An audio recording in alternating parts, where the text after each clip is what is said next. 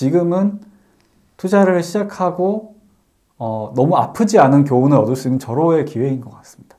저는 오히려 시작할 때 물려보신 분들이 네. 장기적으로는 더 좋은 것 같아요. 지금 시점이라고 하면은 최소한 보유하고 있는 돈의 절반 이상은 그냥 다 때려 넣어도 될 것 같아요. 네? 이신호 네. 나오면 무조건 더 많이 사야 된다. 예. 이신호는 뭡니까? 사실 이거 약간 자, 이 말씀 중에 이런 게 있어요. 1억을 모으는 가장 빠른 방법. 네. 아주 혹합니다. 네. 어쩌면 썸네일일지도 몰라요. 네.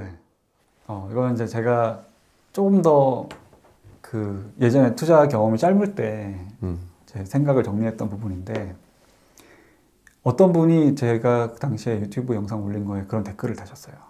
뭐 가치 투자, 뭐 장기 투자 좋은 거 알겠는데 나는 지금 시드머니가 너무 작다. 그래서 한 1억 정도 시드가 커질 때까지만 또 단기 투자를 하고 트레이딩해서 좀 더 빨리 돈을 모으는 게 더 돈을 불리는 게 낫지 않겠냐라고 질문을 하시더라고요. 네.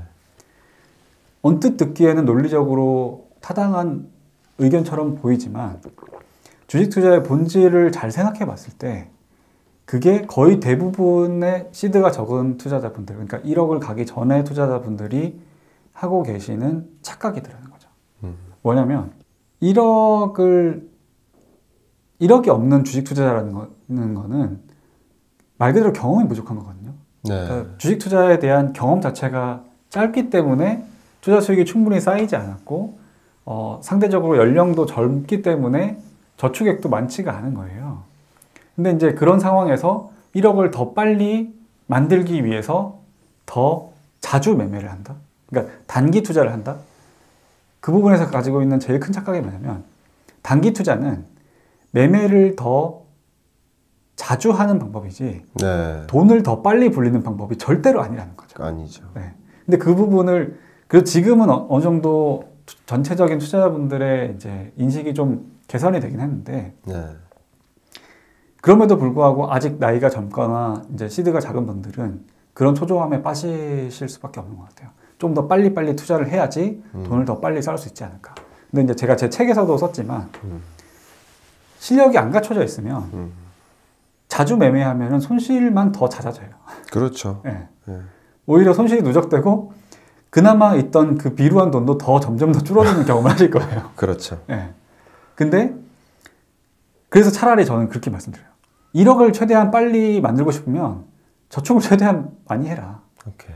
투자 수익이 중요한 게 아니다. 오히려 1억을 저축으로 1억을 모을 수 있는 강단이 있는 사람이면 그 정도의 자기 통제력과 어떤 절제력과 인내심을 가지고 있는 분이면 나중에 투자는 얼마든지 잘할 수 있다. 근데 지금은 어떤 1억을 만드는 과정까지를 투자 수익으로 말 그대로 존재하지 않는 지름길을 가려고 하지 마시고 어떤 절대적으로 투자 수익을 낼 수 있는 마인드셋을 저축을 통해서 훈련하시면 어떤가 그렇게 네. 말씀드리는 거죠. 제가 말씀 주신 것에 화답을 한 가지 드려본다면 만약에 1억을 모으고 나서는 장기 투자를 해야 된다. 근데 1억 모을 때까지는 단기 투자해도 된다. 논리가 안 맞는 거예요. 네. 기본적으로. 그리고 만약에 1억 모을 때까지 단기 투자로 성공해서 1억을 모았다. 그럼 1억 모으고 나서는 단기 투자하지 않을까? 계속 단기 투자할 겁니다. 그렇죠. 그리고 단기 투자는 투자가 아니라는 걸 말씀드리고 싶어요. 저가 생각하는 건. 단기 투자는 투자가 아니에요. 착각하시는 거예요. 그걸 투기라고 말하는 거예요. 투기하고 있으면서 투자하고 있다고 착각하는 거죠. 그건 투기입니다. 단기 투자는 투자가 아닙니다. 투기입니다. 저 그렇게 생각하고요. 왜 투기에 가깝냐 그러면 그런 방식으로 단기 투자해서 1억을 모으신 분도 계실 수 있어요. 그러나 그 비중은 상대적으로 극단적으로 비중이 낮을 거라고 생각을 하고요. 그리고 그냥 단기 투자에서 한 번 성공할 수는 있죠. 근데 그런 방식의 투자 성공률이 2분의 1이잖아요. 근데 2번 연속 단기 투자로 성공할 확률은 2분의 1 곱하기 2분의 1이죠. 4분의 1로 떨어집니다. 그리고 단기 투자 3번 연속 8분의 1, 4번 연속 16분의 1.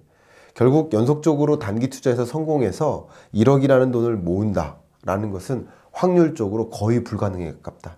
그런 분이 계시겠죠. 예를 들어서 뭐 256분의 1, 256명 중에 한 명은 그쵸. 그럴 수도 있다는 네. 거죠. 그게 전체를 대상으로 해서 단기 투자를 추천드린다라고 말씀드릴 수가 없기 때문에 네. 그래서 저는 확률적으로 255분을 위해서 네. 나머지 분들을 위해서 네. 그렇게 말씀드리고 싶은 마음이에요. 저도 화답 차원에서 네. 이렇게 말씀드리고 그래서 단기 투자는 잘못됐다 아니다라는 것에 동의를 만약에 하신다면 그럼 1억을 모으는 데까지만 단기 투자하고 1억 모은 이후에는 단기 투자 안 해도 되지 않느냐라고 생각하시면 이미 그거 자체가 모순이 될 수 있겠다라는 그렇죠. 또 심리적인 관점에서 네. 단기 투자로 그만큼 성공했으면 이후에도 계속 그렇게 유지하다가 네. 그 모은 1억마저 또 까먹을 수도 있으니까 네. 그 부분 좀 조심해야 되지 않을까 하는 생각을 저는 갖고 있습니다. 그래서 그런 이제 심리적인 부분을 생각해 보면은, 그러니까 가슴에 손을 얹고 이 영상을 보시는 분들도 우리의 인생을 돌아보자는 거예요. 네. 우리가 그렇게 운이 좋은 사람이었나? 또는 우리가 그렇게 남이 모르는 어떤 뛰어난 재능을 가지고 있는 반짝반짝 빛나는 사람이었나? 만약에 그런 재능이 있고 그런 어떤 남다른 뭔가를 보여줄 수 있는 사람이면 네. 애초에 투자라는 게 나의 옵션이 아니었을 거예요. 내 재능을 가지고 뭔가를 해냈을 거예요. 네네. 근데 평범한 사람이 돈을 더 지금보다 많이 벌 수 있는 방법을 찾다가 결국에 투자로 온 거잖아요. 그렇죠. 근데 여기에 와서 갑자기 내가 어떤 연예인 같은 재능이나 네. 운동선수 같은 재능을 가지고 있을 거라고 착각하는 것 자체가 일단 모순이라는 거죠. 네. 너무 정확한 표현이네요. 네. 지금까지 내가 운이 좋아가지고 이렇게 한 적이 없는데 네. 그죠? 내가 실력이 좋아서 내가 지금 여기까지 온 게 아닌데 네.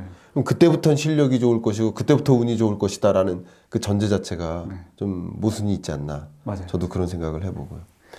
책을 보니까요 좀 의미심장한 이야기가 있는데 이 장세에 따라 대응법도 다르다. 네. 이거예요. 네. 이게 어쩌면 책의 핵심이지 않을까 저는 생각을 하는데요. 네. 일단 강세장에서의 대응법, 또 약세장에서 대응법, 말 그대로 횡보장에서의 대응법, 이 세 가지 대응법에 대해서 좀 여쭙고자 하는데 네. 먼저 대응법을 여쭙기 전에 각 장의 특징을 좀 한번 설명해 주시면 어떨까요? 네네. 좀 이해하기 쉽게 직관적으로 설명을 드리면 강세장에서는 누구나 돈을 벌어요. 네. 누구나라고 하는 거는 실력이 있건 없건 간에 어찌됐든 모든 종목이 오르고 있기 때문에 네. 아무 종목이나 사도 오를 가능성이 높고 그러다 보니까 실력 여하와 상관없이 다 같이 돈을 버는 그런 상황이죠. 네. 약세장 같은 경우에는 반대로 모든 종목이 빠지고 있기 때문에 작년에 경험해 보셨으니까 아시겠지만 모든 종목이 빠지고 있기 때문에 실력과 상관없이 돈을 잃을 위험에 처해 있어요. 근데 여기서도 약간 실력이 갈리긴 합니다. 실력이 있는 분들은 덜 잃어요. 그러니까 손실 폭이 커지지 않고 어느 정도 이제 뭐 연 기준으로 했을 때 뭐 손실이 날지언정 이제 한 자릿수 미만의 손실로 방어를 한다든지 그런 식으로 어떤 계좌를 디펜스를 하죠. 횡보장이 제일 애매한 게 횡보장 같은 경우에는 지수 자체는 크게 오르지도 않고 크게 내리지도 않는데 실력이 있는 분들은 돈을 굉장히 크게 벌고 실력이 없는 분들은 본전도 못 찾아요. 오히려 돈을 잃는 경우가 더 많았어요. 그래서 그런 부분에 비추어서 각 이제 장세별 이제 그 손실이 났을 때에 대해서 이야기를 해볼 수가 있을 것 같아요. 그렇군요. 네. 그러면 이제 여쭙겠습니다. 네. 강세장에서는 어떻게 대응해야 되나요? 사실 강세장에서는 대응할 일이 별로 없을 거예요. 네. 뭘 사더라도 어찌됐든 해피한 상황이 올 텐데. 그렇겠네요. 그럼에도 불구하고 강세장에서 손실이 나는 분들이 있더라고요. 네. 그런 분들의 패턴을 봤는데 대부분 급등 테마주의 꼭지점에 물려요. 그러니까 뭐 단기간에 갑자기 막 상한가가 요새는 상한가 많지는 않지만 막 상한가가 간다든지 막 10% 이상 오르고 막 그런 것들을 보고 이거 좋은가 보다 그러고 막 뛰어들어요. 근데 대부분 저시총주, 시가총액이 작은 소형주고 어떤 작전 세력이라고 하는 그게 있는지 없는지를 떠나서 그런 메커니즘이 작동은 할 거예요. 네, 그렇죠. 먼저 많이 매집을 한 사람들이 주가를 뻥 띄워놓고 거기에 이제 달라붙은 사람들이 있으면 잔뜩 사놓았던 주식을 떠넘기고 나간 이후에 받아줄 사람이 없어가지고 그 차트로 얘기하면 피레침이라고 그러죠. 이렇게 솟았다가 다시 떨어지는 거예요. 거기서 요 꼭지점에 물린 분들이 대부분 강세장에서도 큰 손실을 입더라고요. 네. 그 경우에는 그냥 어떤 나의 무지와 탐욕을 인정하고 빨리 손절하는 게 맞다고 봅니다. 왜냐하면 그런 식으로 피뢰침을 만든 종목들은 내가 샀던 가격까지 가기까지 굉장히 오랜 시간이 걸릴 수밖에 없거든요. 왜냐하면 그게 어떤 이미 다른 사람들이 한번 큰 수익을 내고 떠넘기고 나왔기 때문에 다시 사줄 사람들이 없다는 관점에서 회복하기가 쉽지가 않을 거고, 그래서 그런 부분에서 내가 뭘 잘못했는지를 빨리 반성을 하고 잽싸게 손절을 하고, 그런 방법이 아니라 더 나은 방법으로 다른 종목을 찾아서 들어가는 게 맞다고 봐요. 왜냐하면 일단 어떤 추세가, 전체적인 시장의 추세가 살아있을 때는 다른 종목이 갈아타더라도 조금씩 오르면서 이제 그 수익을, 그러니까 손실을 만회를 할 수가 있을 거거든요. 그렇군요. 네. 그러면 약세장에서의 대응법? 네. 네. 약세장 같은 경우에는 특히 영상을 보시는 초보 투자자분들은 제가 경험했던 거에 비추어서 너무 많이 움직이지 마시라고 말씀을 드려요. 네. 네. 그러니까 그냥 보유를 하고 있으면 자연스럽게 회복이 되는 경우가 많고, 흔히 이야기하는 뭐 예를 들어서 마이너스 30% 미만, 그러니까 뭐 10%, 20% 정도 손실이 났다. 작년에 그 시장이 한 그 정도 빠졌으니까요. 그렇다고 하면은 말 그대로 시장이 오르면은 그냥 그 종목도 회복되는 경우가 많을 거고, 네. 굳이 뭔가 다른 걸 더 잘하려고 찾아봤자, 특히 이제 작년처럼 한창 약세장이 이어지는 과정에서는 그냥 내려가는 에스컬레이터에 내려서 다른 내려가는 에스컬레이터 타는 거랑 똑같다는 거죠. 결국에는 오히려 더 많이 이동을 한 게 아니라 한 자리를 지키고 있으면서 물타기를 하고 내가 보유한 종목의 어떤 보유 물량을 늘리는 게 더 현실적으로 괜찮은 대응법인 것 같고요. 그렇군요. 네. 자, 그럼 마지막으로 횡보장에서의 대응법. 네. 횡보장 같은 경우에 아까 제가 이제 전제로 말씀드린 게, 실력이 있는 분들은 굉장히 큰 돈을 벌 수가 있는데 네. 실력이 없거나 경험이 부족한 분들은 오히려 잃을 수도 있다고 말씀드린 게, 네. 횡보장의 지수 그래프를 보면은 잠깐 올랐다가 잠깐 내려갔다가 계속 이러잖아요. 근데 그 지수 너머의 기업들의 면면을 보면 섹터별 로테이션이 굉장히 강해요. 그러니까 어떤 섹터가 막 잘 갔다가 네. 그럼 그 섹터가 충분히 수익이 나고 나면은 더 많이 오르지 않고 다시 이제 조정을 받고, 그렇구나. 그 사이에 또 다른 섹터가 관심을 받았다가 이런 식으로 이제 순환매장이 이루어지는데, 대부분 초보 투자자분들이 하시는 실수가 그런 섹터 로테이션이 일어나는 횡보장에서 이미 오르고 난 주식을 사시는 거예요. 왜냐하면 어떤 좋은 주식을 찾아내는 기준이 없다 보니까 주가 상승이 좋은 주식을 찾는 거예요. 그러다 보니까 저거 잘 오르고 있네. 지금 내가 뛰어 들어와서 뭐 한 5%만 수익 내고 나오지, 10%만 수익 내고 나오지. 그랬는데 마침 그 섹터 로테이션 정점에서 사시는 거예요.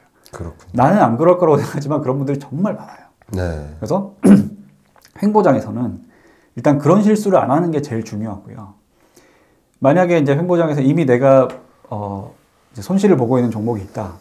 그러면 이제 그 종목을 약세장 때와 마찬가지로 계속 보유할 가치가 있는지를 먼저 체크를 해봐야 될 거고, 장기적으로 봤을 때 이 종목은 나에게 수익을 줄 거야 라는 어떤 스터디에 기반한 믿음이 있다고 하면은 계속 물량 늘리되, 내 아이디어가 틀렸었어, 이거는 아무리 봐도 가망이 없어, 그렇다고 할 때는 이제 교체 매매의 대상을 찾아야겠죠. 네. 횡보장에서 교체 매매의 대상을 찾을 때 절대 하면 안 되는 실수가, 아까 말씀드린 대로 이미 오른 종목이나 섹터는 그냥 놓아주자. 네. 소문난 잔치집은 먹을 거 없다. 그냥 나와 인연이 아니라고 생각하시는 게 맞는 것 같아요. 네. 대신에 어떤 교체 매매의 대상으로 찾아야 할 수 있는 어떤 잠재적인 종목군들을 최소한 한 10개 이상을 다양한 기업들을 보면서 비교 분석을 해보시고, 그 중에서도 괜찮아 보이는, 이제 업황이 좀 더 빨리 좋아질 것 같은, 그런데 주가는 이미 내가 물려있는 주식만큼이나 이제 바닥에서 쩔어 있는 그런 종목들을 선별해서 이제 교체 매매를 하면은 네. 어떤 이제 나의 이전의 실수들을 좀 더 쉽게 만회할 수 있지 않을까 생각합니다. 그렇군요. 말씀 속에서 정말 여러 가지 투자에 있어서 우리가 장을 구분하고 그 장에 걸맞게 나는 어떻게 대응해야 될지 이런 생각을 좀 하게 만들어주는 그런 말씀들이 굉장히 좋았고요. 책에서도 그런 메시지들이 굉장히 많이 있는데 아주 극히 일부만 지금 말씀해 주신 거니까 네. 책을 통해서 또 집중적으로 어떤 내용들이 있는지 각각의 장을 구분하고 대응법을 좀 생각해 주시면 어떨까, 이런 생각도 듭니다. 책 내용에 보면 지금이 투자하기 제일 좋은 때다, 네. 이런 표현이 있어요. 네네. 지금이 제일 투자하기 정말 좋은 것인가, 왜 그런 말씀을 하셨는지 좀 더 추가적으로 여쭙고 싶습니다. 투자로 어느 정도 돈을 벌고 자산을 쌓아보신 분들은 다들 공감하실 텐데 주식 투자는 쉬는 게 아니거든요. 네. 뭐 장이 안 좋았을 때 쉬다가 장이 좋을 때 들어가서 수익 챙기고 나오고 그게 말처럼 되지를 않아요. 네. 그래서 오히려 이제 투자를 아직도 시작하지 않으신 분들이라고 하면은 네. 물론 그 내가 시작한 때의 장세에 따라서 운은 좀 차이가 있어요. 예를 네. 들어서 2020년 3월 이후에 투자를 시작하신 분들이라고 하면은 네. 큰 노력을 하지 않아도 꽤 큰 자산 네. 형성을 하실 수 있었을 거고 2021년 여름에 주식 투자를 네. 시작하신 분들이라고 하면은 자기가 아무리 열심히 공부하고 실력을 쌓았다고 하더라도 돈을 벌기가 쉽지 않았을 거예요. 네. 근데 이제 더 길게 보면은 저는 오히려 시작할 때 물려보신 분들이 네. 장기적으로는 더 좋은 것 같아요. 아. 왜냐하면 큰 교훈을 얻고 초보를 벗어날 수가 있거든요. 그래서 사실 장세에 따라서 장단점이 있지만 길게 보면은 어찌됐든 내가 모든 장세를 경험하기 위해서 하나씩 겪어야 하는 과정일 뿐이고 네. 그런 의미에서는 투자 시점을 잡는 건 의미가 없다는 거죠. 그러니까 뭐 내가 더 좋은 장세가 올 때까지 기다리는 게 아니라 지금 당장 시작해서 경험치를 쌓아야 돼요. 네. 그리고 그냥 직관적으로 생각해봐도 2021년 여름에 주식 투자를 시작하는 것보다는 네. 지금 시작하는 게 좀 더 유리할 것 같잖아요. 네. 더 쌀 때 살 수가 있으니까요. 그렇죠. 그래서 이제 그런 부분에서 지금은 그렇게 조심하거나 두려워해야 할 시기는 아닌 것 같고 어찌됐든 투자를 통해서 자산을 쌓는 거는 궁극적으로는 복리 효과에 의한 거기 때문에 네. 내 종목 맞추기 게임이 아니에요. 어떤 수익을 누적시켜 가면서 복리 효과를 누리는 결과로 자산이 늘어나는 거기 때문에 조금이라도 빨리 그 복리 효과를 누리려면 하루라도 빨리 투자를 시작하시는 게 맞다고 봅니다. 그렇군요. 네. 그러면 제가 날카로운 질문을 한번 던져 드려보도록 하겠습니다. 좋습니다. 지금 당장 투자하라 이 말씀을 주신 거예요. 네. 근데 그 지금이라는 것이 21년 중반이면 네. 그래도 그 변화가 없으세요? 사실 그 부분에서 좀 더 괜찮은 멘토를 만날 수 있다면 네. 분명히 장세에 대한 이야기를 해줬을 거예요. 그렇죠. 근데 이제 그런 부분을 모르고 하신 분들이면 아마 돈을 지금 꽤 많이 잃으셨을 거예요. 근데 네. 저는 그런 부분을 그렇게 걱정하지는 않는 게 네. 어차피 처음 시작했을 때 막 몇 억씩 들고 시작하시는 분들은 거의 없거든요. 네. 다 소액이라도 이거 한번 해볼까라고 하면서 어떤 테스트 겸으로 넣었다가 네. 물려서 주식은 할 게 아니구나 또는 네. 이거 돈이 올랐네 이거 생각보다 쉬운 거네 그런 자신감 많거나 그렇게 되는데 네. 어찌됐든 지금은 내가 보유하고 있는 시드머니가 크지 않을 테기 때문에 시작하는 무렵에는 강세장이든 약세장이든 어떤 교훈을 얻느냐가 다른 것 같아요. 네. 근데 결국에는 처음에 들어가는 돈은 어느 정도 레슨비의 성격이 있는 것 같습니다. 그래서 네. 작년 같은 강세장이면 작년 같은 강세장인데 만약에 제가 아끼는 후배가 저 주식 투자 시작해 보려고 한다면 시작은 하되 잘 생각해봐라. 그러니까 깊게 공부하고 처음부터 보유하고 있는 돈을 허투루 많이 쓰지 말라. 조금씩 이제 나눠서 살아라고 조언을 드릴 것 같고 지금 시점이라고 하면은 최소한 보유하고 있는 돈의 절반 이상은 그냥 다 때려 넣어도 될 것 같아요. 그냥 너무 막 겁낼 시기는 아닌 것 같아요, 이미. 물론 이제 1월 달에 좀 반등이 와서 약간 불안하긴 하지만, 네. 절대적인 레벨에서 그렇게 높은 편이 아니기 때문에 지금은 투자를 시작하고, 너무 아프지 않은 교훈을 얻을 수 있는 절호의 기회인 것 같습니다. 네. 네. 아까 제가 좀 전에 이제 시나리오 말씀을 드리면서 만에 하나 큰 충격이 올 수도 있다고 말씀을 드렸기 때문에 그런 부분들 고려한다고 하면은 어느 정도 현금 비중은 두고 가는 게 맞는 것 같아요. 근데 그 현금 비중이 클 필요는 없고 제가 봤을 때 처음 주식 투자 시작하시는 분들이라고 하면은 뭐 20%에 30% 정도면 충분하다고 봅니다. 20%에 30%도 안 가지고 더 주식에 말 그대로 올인을 하면은 심리적으로 견디기가 힘드실 거고 그거보다 더 많이 현금을 보유하고 계시면 주식 투자에 대한 어떤 진중한 애정이 사라져요. 그러니까 본격적으로 뭔가 이렇게 진지한 마음으로 임하지 않게 돼요. 내가 한 절반만 두면은 이게 잘 되는지 안 되는지가 내 심리적으로 어떤 부담이 적기 때문에 네. 열심히 안 하게 되거든요. 그렇군요. 그래서 지금 만약에 시작하신다고 하면 저는 개인적으로는 적극 추천을 드리고 대신에 이제 한 20% 30% 정도 현금을 가진 상태에서 입문을 해보시면 어떨까 생각합니다. 그렇군요. 기본적으로 주식시장에 굉장한 애정을 갖고 계신 것 같아요. 네. 네, 그러니까 더 그렇게 말씀하실 수 있지 않을까 이런 생각도 들고요. 자, 근데 또 책 내용을 보면 이신호, 네? 이신호 네. 나오면 무조건 더 많이 사야 된다. 예. 이신호는 뭡니까? 사실 이거 약간